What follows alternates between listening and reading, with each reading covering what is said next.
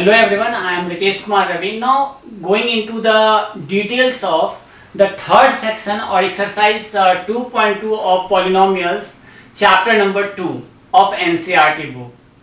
आपसे अक्सर पूछा जाता है कि what is the zeros of polynomials और what are the roots of that particular polynomial. सबसे पहले polynomial हमने समझा. Polynomial is a mix up of two words. Poly means plus nomial, poly means many, nomial means terms.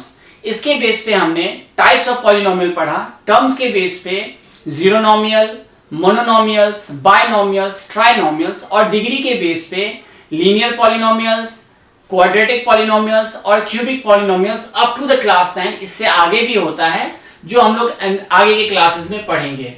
Specially quadratic equation आपको पढ़ना है. यहाँ पे हम लीनियर इक्वेशन की बात करके रुक जाएंगे. क्लास 9 में आपको लीनियर इक्वेशन तक पढ़ना है, राइट. तो अब इसमें जो वर्ड समझना है वो जीरोस. यहाँ पे क्या जीरो भी लिख सकता था, लेकिन इसने जीरोस ऑफ पॉलिनोमियल लिखा है. क्या लिखा है? Zeros of polynomial. Why it has written zeros of a polynomial? Zeros means हो सकता है कि उस पॉलिनोमियल का एक या एक से अधिक वैल्यू को पुट करने के बाद वो पॉलिनोमियल का वैल्यू जीरो हो जाता है. तो मतलब पॉलिनोमियल जैसे मैंने बताया x square x minus 4 equals to 0. Fine, this is the polynomial because two terms are there, constants are already there. ये सब आपको ऑलरेडी मैं बता चुका हूं. यहां पे भी ये कुछ ना कुछ वेरिएबल और कांस्टेंट का कॉम्बिनेशन से टू टर्म्स आर देयर. तो बेस्ड ऑन दैट इसमें x का ऐसा क्या वैल्यू रखे, इस पॉलिनोमियल में x का क्या वैल्यू ऐसा रखे कि उसका वैल्यू 0 हो जाए. तो सब मैं पहले 1 रखूंगा तो 1 माइनस 4 क्या मेरा 0 होता है? जी नहीं, 0 नहीं होगा. 2 माइनस 4 क्या 0 होता है? नहीं, माइनस 2 होगा इसलिए नहीं होगा. 3 माइनस 4 क्या मेरा 0 होता है? नहीं होता है.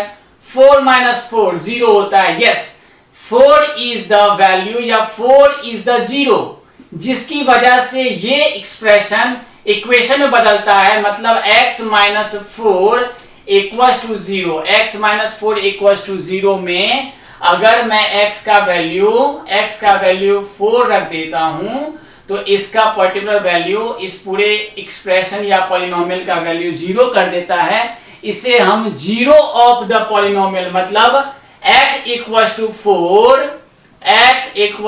4 is the zero of polynomial x minus 4. इसको इस तरह से पढ़ेंगे.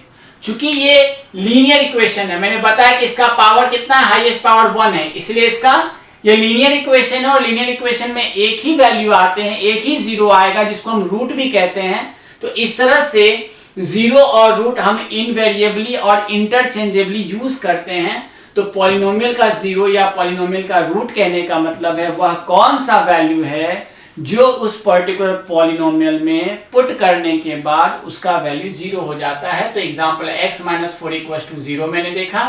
1 का वैल्यू मैंने रखा, मैं 0 यहां हटा दे रहा हूं.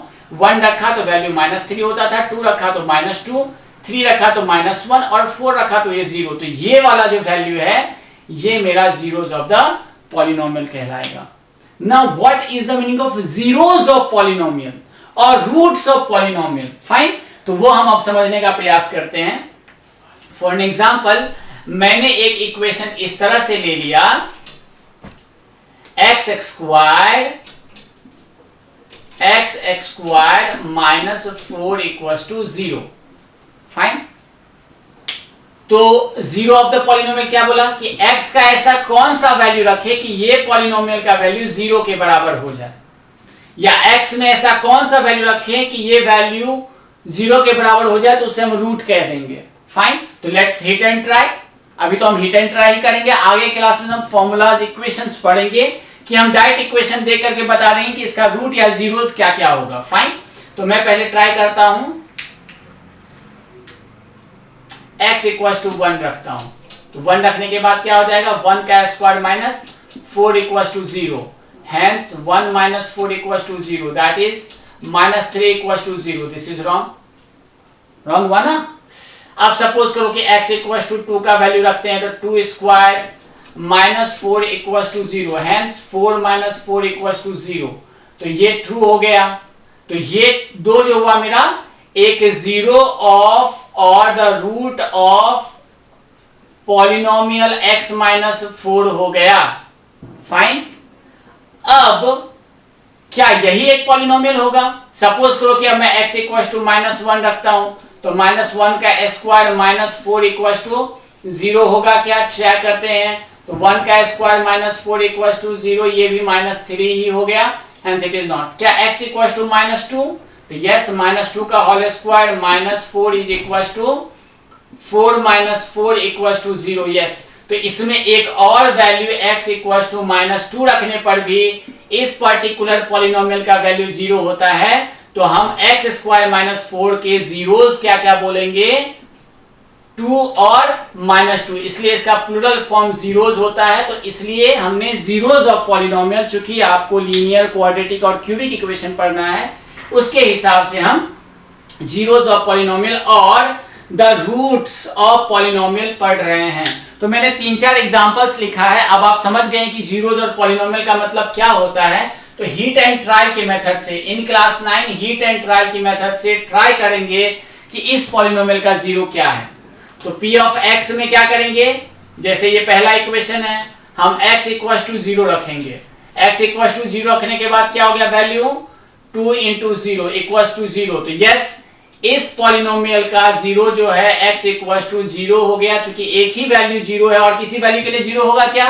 1 -1 आप ट्राई करके देख लें, सिर्फ और सिर्फ 0 के लिए ये वैल्यू 0 होगा।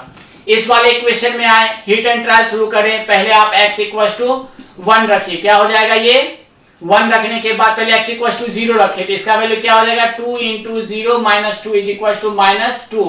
0 हुआ क्या? ये नहीं हुआ। अब x इक्वल टू 1 रखेंगे, क्या हो गया? 2 into 1 -2, yes, 2 -2 equal to 0, got it. तो ये मेरा एक zero of the polynomial 2x -2 हो गया। अब आते हैं इस वाले इक्वेशन पे, तो सिंपली हम वैसे ही करेंगे। एक बार x इक्वल टू 0 रखेंगे, लेट्स सी व्हाट हैपेंस। तो 0 square -4 is equal to 0 -4 equal to 0, नहीं हुआ, ये -4 हो जाएगा। इसी तरह से x इक्वल टू 1 रखेंगे, तो यहाँ पे वैल्यू मेरा 1 square -4 again not equal to 0 होगा। ये कैलकुलेशन आप जानते हैं। x इक्वल टू 2 रखने के बाद yes, 2 square -4 equal to 4 -4 equal to 0। अब यहाँ पे x इक्वल टू -2 रखने के बाद भी मेरा वैल्यू 0 हो जाता है जस्ट। तो इसीलिए इसके जीरोस क्या क्या हो गए? इसके जीरोस हो गए मेरे, एक तो ये +2 और x इक्वल टू -2। इसी तरह से आप जब यहां पे आएंगे, तो ये चूंकि क्यूबिक एक्सप्रेशन है ना, क्यूबिक पॉलिनोमियल है, क्योंकि इसका डिग्री 3 है, तो इसके 3 जीरोस मिलेंगे। कितने जीरोस मिलेंगे?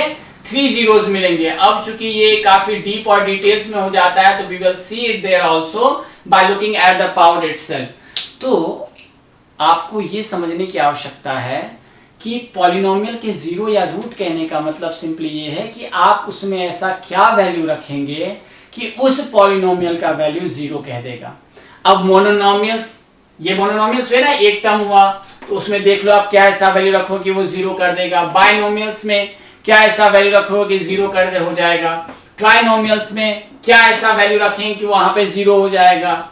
तो सो ऑन सो फोर्थ, आपको कोई भी पॉलिनोमियल दिया हुआ रहेगा, आपसे पूछेगा जीरोस निकालो, तो आप उसे 1 बाय 1 पहले 0 रखेंगे, फिर 1 रखेंगे, फिर 2 3 4 5, इससे ज्यादा नहीं जाएगा। या फिर -1 -2 -3 -4 -5, जिस वैल्यू के लिए या जिन जिन वैल्यूज के लिए वो 0 हो जाएगा, उस पॉलिनोमियल का वैल्यू 0 हो जाएगा, उसे zeros of that particular polynomial और roots of that particular polynomial कहा जा सकता है। तो न्यूमेरिकल्स में आपको ऐसे ही पूछा जाएगा कि p ऑफ x ये दिया हुआ है, x इक्वल टू 1 के लिए वैल्यू बताएं, क्या वो वैल्यू रखने के बाद वो पॉलिनोमियल 0 हो पा रहा है क्या? अगर यस है तो यस, तो उसका जीरोस क्या हो जाएगा। अगर नो है तो बोलेंगे नहीं, ये पर्टिकुलर वैल्यू इस पॉलिनोमियल के लिए 0 नहीं होगा। सो इस तरह से हमने 2.1, 2.2 और 2.3 के सेक्शंस के theoretical sections as well as basic notions of numerical section of 2.1 exercise 2.2 हमने देख लिया। थर्ड टॉपिक बहुत इंपॉर्टेंट है, जो कि हम लोग बचपन से भी पढ़ते आए हैं, लेकिन पॉलिनोमियल्स पे कंट्रोल होने के बाद ही हम पढ़ेंगे। तो नेक्स्ट क्लास में हम एक पर्टिकुलर थ्योरम, जिसे रिमाइंडर थ्योरम कहा जाता है, वो पढ़ेंगे, based on these concepts. After completing all these concepts, जब तक ये कंप्लीट नहीं होगा तब तक हम वहां नहीं जा सकते हैं. फाइन. तो मैं इसे समराइज करूंगा अगले लेक्चर में, और वो चैप्टर दो चैप्टर्स आपके बचे हुए हैं वो इनको कंप्लीट करने के बाद हम स्टार्ट करेंगे. Thank you.